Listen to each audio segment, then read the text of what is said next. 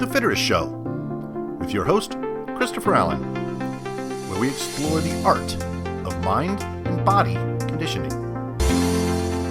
With fit tech becoming more pervasive in apps, software, and wearables, how does one become more knowledgeable about these digital wellness technologies? More specifically, how do kids get educated on using this new technology as they start utilizing apps for fitness or dieting?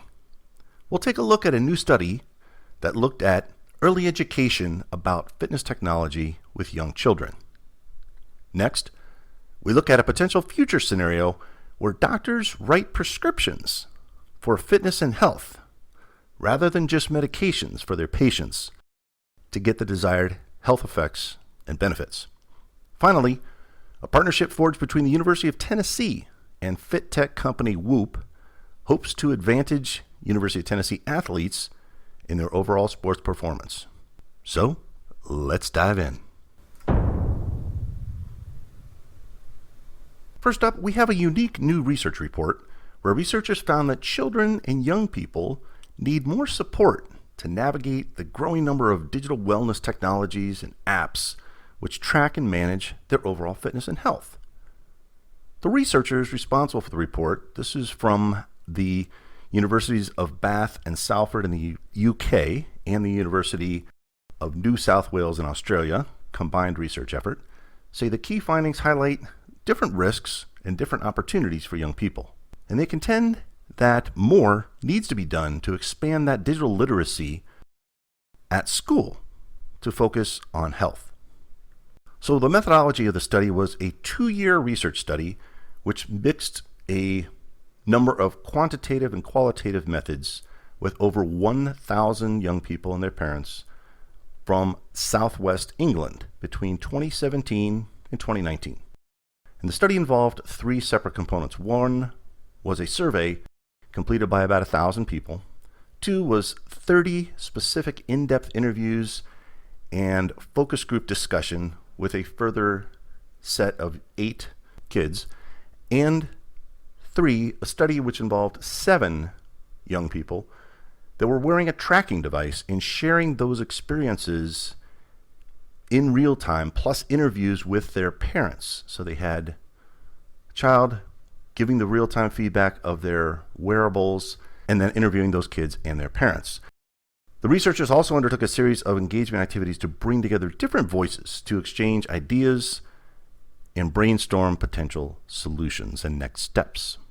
So what were some of the findings of this research report?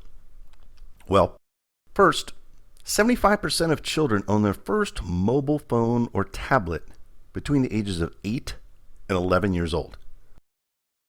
And of those, 70% were using those devices for health purposes, somewhat related to fitness or dieting. 70%, that surprised me. I think that's super high for kids using fitness or dieting apps at that age.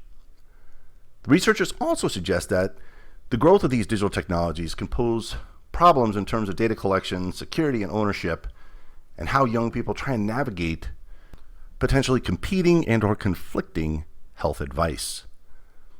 Young people reported a high degree of autonomy in how they use technology. So just over 60% said that adults did not check their internet use whatsoever. 72% said that they can use any technology to which they have access, and 68% reported they can do, quote, whatever they want when it comes to searching online for health information.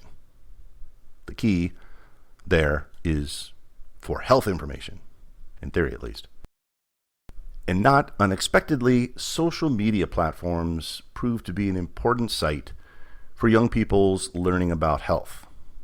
Now, there are certainly pros and cons to that.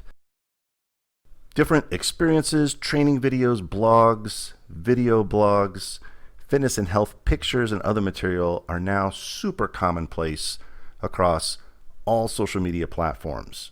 And some of the challenges with that are that young people are really deeply affected by the images of these perfect bodies. No one's going to post a crap picture of themselves on Instagram. These are snapshots, right? They're putting their best foot forward, of course. But the insinuation is that this is the way you need to look this is healthy, this is being in shape. And so young people associate some of those health and fitness images that are potentially inaccurate. And because social media is so prevalent, it's really difficult for a young person to opt out and actually resist some of the social media body pressures that can have significant impacts on their body image, on their health, on their fitness, and generally in their quality of life. Researchers also found that boys tended to use digital health technologies to develop muscularity, while girls described concerns over body weight, dieting, body image, and potentially obsessive practices of using technologies for dieting and weight loss. More data points in understanding this group is that tracking and monitoring their bodies and health was a pretty common practice. Just over half of the people, these kids, reported using digital health tools to measure, track, monitor, and kind of regulate their bodies and aspects of their daily lives and behaviors. Now, it could be something as simple as I put my daily workout in my calendar, or I have the 4 days a week that I work out into my calendar. But some of these were clearly going beyond that in more detail, including sleep, calories, diet intake, some of their exercise, obviously, mood, heart rate, sleep patterns, a lot of things that people opted to measure. In addition to struggling a little bit from the social media and all the different volume of information that's just out there in terms of health, many young people also experience tension between what social media tells them, what some of the objective data tells them, the quantified data that their fitness tracker or whatever is telling them, and just what their bodies were telling them, whether that be tiredness, soreness, energy levels, etc. Another finding of the research was that young people pretty regularly sought information through obviously digital health technologies, but also sought advice from adults that they trusted, their parents or people that were more experts in their field. Also, not surprisingly, young people were pretty nervous about sharing their personal health information. Only about 64% were willing to share their data with even their parents, but that falls off to 35% with healthcare professionals and even lower, 33%, sharing some of that data with their friends. And related to this, the target audience really didn't have a good comprehension around that personal health data, how it's stored, around data security and privacy. They really just didn't know. It was kind of in the cloud, in the internet, on their device. They really didn't have an idea of where it was or who could potentially access it. What were some of the recommendations from the researchers? Well, there are several. The first is that there was a need for stronger digital health literacy overall, and really that needs to be delivered through schools. Look, as with any new technology, digital health information offers opportunity, but also carries risks in terms of advice and guidance given and the trustworthiness of the source. The good news is that the young people were generally very receptive and want to learn more about this topic, but they need help in just navigating this fast-paced, quickly changing environment, data security, privacy issues, things of that nature. Another recommendation is that they wanted to ensure that those that have a responsibility for young people, whether that's coaches, teachers, parents, really learn the digital skills and knowledge necessary to help support and educate these young people as they're trying to navigate this digital health environment. If you don't live and experience some of that stuff, it's hard to give guidance and advice. And where digital health literacy is taught in schools, the researchers would recommend developing some sort of curriculum that actually works with the children, including the development and use of different approaches where children can discuss and debate and draw on their own digital expertise. In some cases, the children might have more digital experience than the teacher or the parents because it's such a fast-paced environment and these kids are always experimenting, always downloading new apps, always trying out new things. That digital health education should really promote learning that will benefit young people in ways that help them feel better prepared to just manage that online health identity, particularly in relation to social media. The key being to ensure that young people have the skills and know how to best cope and learn and evolve their digital health. Also, the researchers suggested to provide more support families who lack digital literacy for both young people and their parents. Also, regulating social media in relation to potentially harmful images and posts. That is a really tall order, very difficult to kind of regulate social media in today's environment. Hence, the better approach, in my opinion, is the focus on education. Going through Instagram with your child, as an example, or in a class environment to show these pictures are not real. These have been photoshopped. Here's the tricks that they use in Photoshop to make themselves look like they have a 19-inch waist or a 54-inch chest. There's a lot of things that, with a little education, kids can be a little bit more skeptical around an image that they happen to see on the internet. So, providing a good foundation of healthy fitness and wellness habits with education around digital health apps, technologies, and how you can positively leverage those, and education around the use of those and around social media advice, guidance, image manipulation, etc., are kind of a good three-pronged approach to helping children navigate the new digital health environment. Our second news story.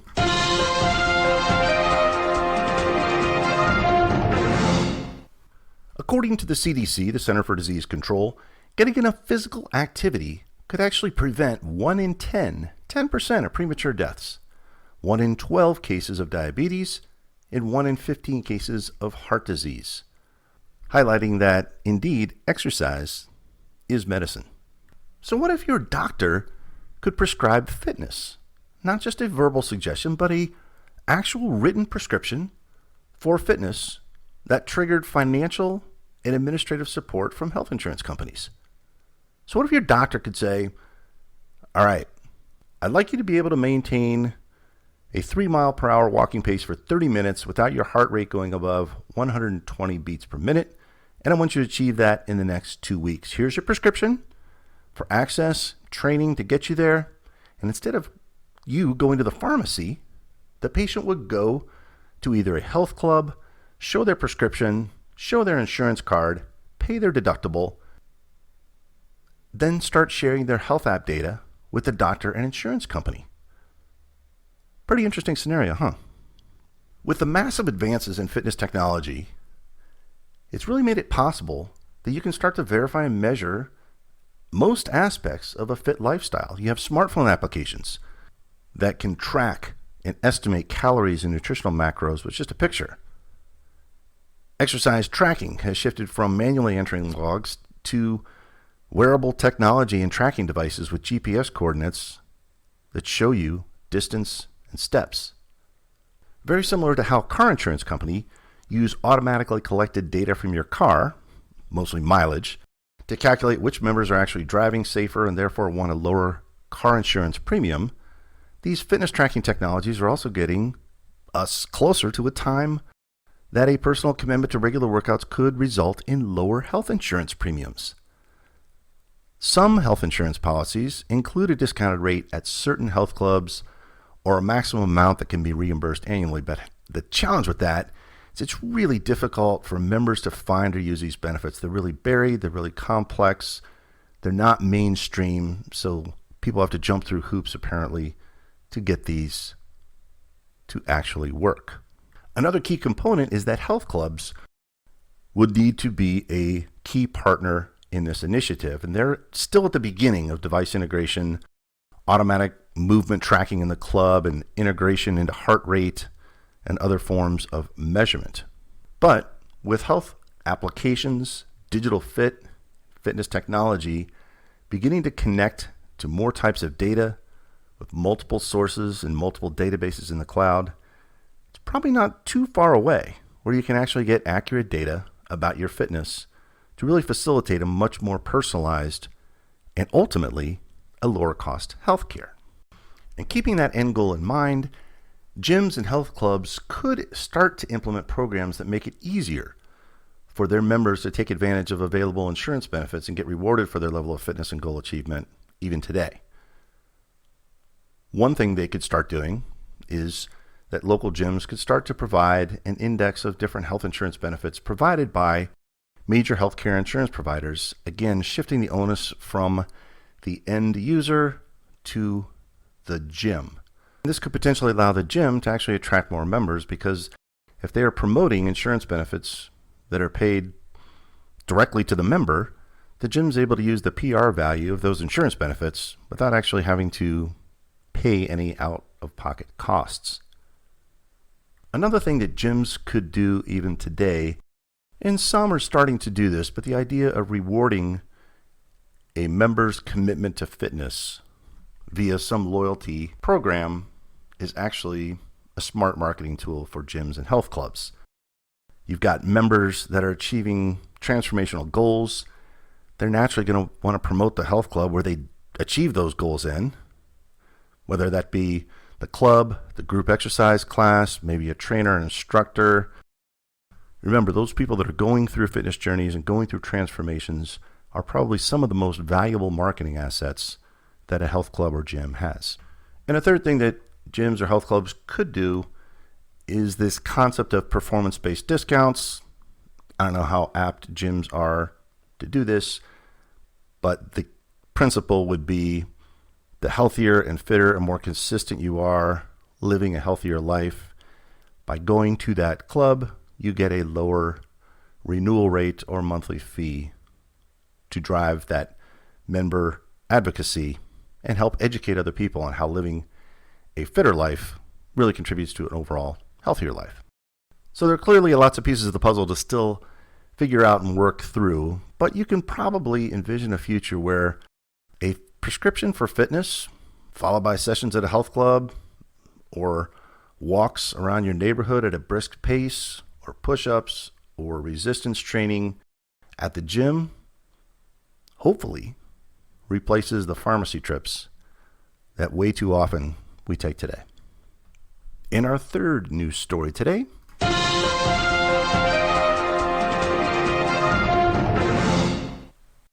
the University of Tennessee and fit tech company Whoop, that's WHOOP, recently partnered to provide a Whoop strap to the entire University of Tennessee athletics program of more than 600 athletes across 20 different sports. The University of Tennessee is the first school with such a partnership. After a pilot program with the University of Tennessee swimming and diving teams, the athletic department officials believe that the information garnered from Whoop allowed them to understand how athletes should be trained, and for the athlete to understand how to essentially create a lifestyle personalized with diet and sleep and training, which showed early success. So what is Whoop? Whoop is a Boston-based company that is essentially a fitness tracker that you wear on your wrist. It's able to monitor things like your resting heart rate, respiratory rate, heart rate variability, and more minute fitness indicators. So as a consumer wearable technology, it's very similar to Fitbit or other devices in this category. Some of the Whoop analytics include respiratory rate tracker, including sleep, resting heart rate variability, to athletic performance, as well as general well-being. And they use that data to drive behavioral modifications that accelerate or amplify performance. So some of the things they really look for outcomes are a reduced resting heart rate, increased heart rate variability, so your explosiveness as an athlete, better sleep, fewer injuries because you're resting and recovering better, less alcohol consumption, it's college athletes, what can you say, and reduced screen use before bed. Whoop is also available to the PGA and LPGA tour community as well. But this is the first deal that they've done in the collegiate athletic realm. Now, Tennessee was previously paying for the data analysis and the actual straps from Whoop, but this new partnership is not really a financial arrangement. The partnership now allows for the university to provide the Whoop straps and the top-tier data analysis to all of its student athletes, And under their product and marketing agreement, Whoop, in turn, is granted licensing rights to use University of Tennessee's name and logo marks in its product promotion. So it's kind of a win-win. We give you a bunch of product. We get to tell people that a major university program athletic department is allowing all of its athletes this technology to improve. Now, athletes are not required to wear the band, which features a custom orange and white checkerboard pattern consistent with the UT brand. And it's also important to note that Whoop provides privacy as a key element of their offering. University of Tennessee and the athletes can customize and limit which data is accessible and to whom. So you've got multiple layers. First, the athlete can decide what is or is not shared. University of Tennessee can also then provide an added filter of what is or is not shared with Whoop. They believe that the tool can then be used alongside good coaching and recruiting in helping athletes excel. I think this is a really interesting deal because a fit tech tool like Whoop generally helps athletes be more aware of what they do 24/7. So it's not just going to practice and performing a practice. It's what they do 24/7, the lifestyle choices that they make, now fueled with information and feedback from their body.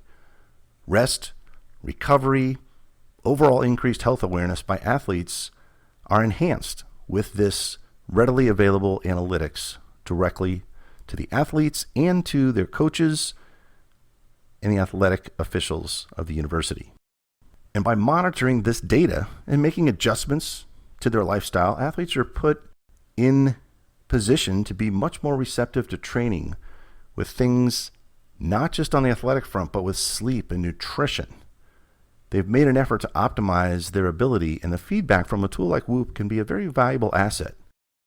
So it'll be interesting to see how this progresses over time, whether or not other universities, whether it's with Whoop or other companies, fashion similar programs to provide more well-rounded feedback, not just what they're doing on the particular field or pitch or court, but what they're doing off those athletic fields that help formulate the basis of their core athletic performance.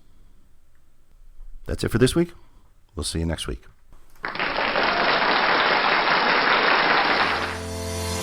With that, I'd like to thank you for taking the time to listen to The Fitterist Show. You can follow us on Instagram at FitteristMindBody and on Twitter at FitteristMind. If you enjoyed this episode, please send it to a friend or subscribe to make sure you don't miss any future episodes of The Fitterist Show. My name is Christopher Allen, and make it a magical day.